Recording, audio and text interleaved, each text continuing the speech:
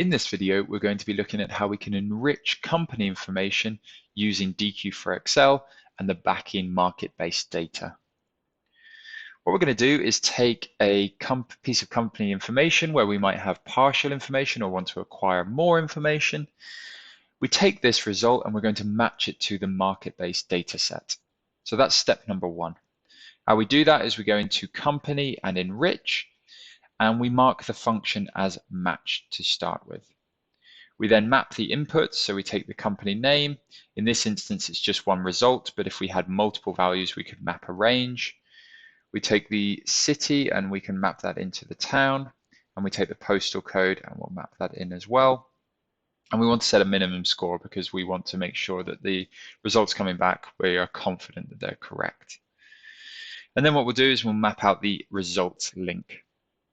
So we'll do that, run this result, and what you'll see is coming out into another tab is the match result. And you actually will see that we have extra information that's come back. We have the input score that we had the output score, so we're 89% confident that they're the same record.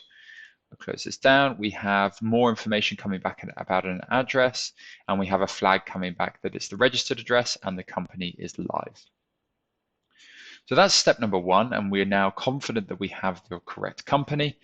This is all free at the minute. We haven't spent a credit.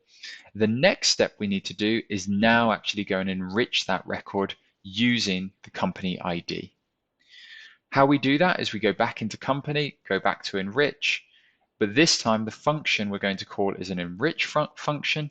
The input is going to be quite simple here. We input the company ID, so let's go and map that. And then the output result is going to go into a link. I will put that on the end here, and I'm going to run this enrichment, and now we can go and retrieve the full record with extra information. So what we can see here, it's written it out into a new Excel workbook, and we can see that we have the incorporation date, we have sales turnover, we have SIC codes, and extra information on risk and etc. So that's the first step, and then you can go from here, and we'll in the next video talk about how we can acquire contacts at this business.